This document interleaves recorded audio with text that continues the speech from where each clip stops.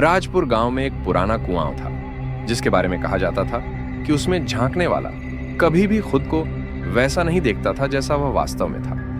लोग इसे धोखा कुआं कहते थे।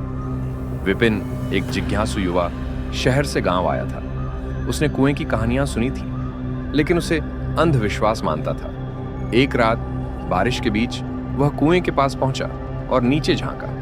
कुएं में उसका प्रतिबिंब स्पष्ट दिखा, लेकिन अचानक उसका चेहरा बदलने लगा। उसकी आंखें गहरी काली हो गईं, होंठों पर एक अजीब सी मुस्कान आ गई। विपिन घबराकर पीछे हटा। तभी कुएं से एक आवाज आई, तू देख रहा है या मैं तुझे? वह कांप उठा। उसके पीछे से कोई उसके कंधे पर हाथ रख रहा था। उसने झटके से मुड़कर देखा। वह खुद था, मगर कुछ अलग।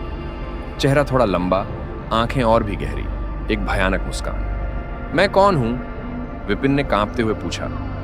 प्रतिबिंब ने धीरे से कहा, जो तुम बनोगे वही मैं हूं। अचानक कुएं के पानी में हलचल हुई और विपिन महसूस करने लगा कि उसके पैर जड़ हो रहे हैं। उसकी त्वचा ठंडी पड़ने लगी, आंखों में अंधेरा छाने लगा। उसका शरीर जैसे धुंधला हो रहा था। कुएं से निकला दूसरा विपिन मुस्कुराया और धीरे धीरे गांव की ओर बढ़ा। पीछे रह गया असली विपिन, कुएं के अंदर, अब एक प्रतिबिंब की तरह। सुबह गांव के लोग हैरान थे।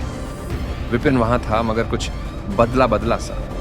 उसकी आवाज थोड़ी भारी हो गई थी, आंखों में अजीब सी चमक थी। कुछ दिनों बाद जिसने भी कुएं में झांका वह खुद को वैसा नहीं देख पाया जैसा वह था।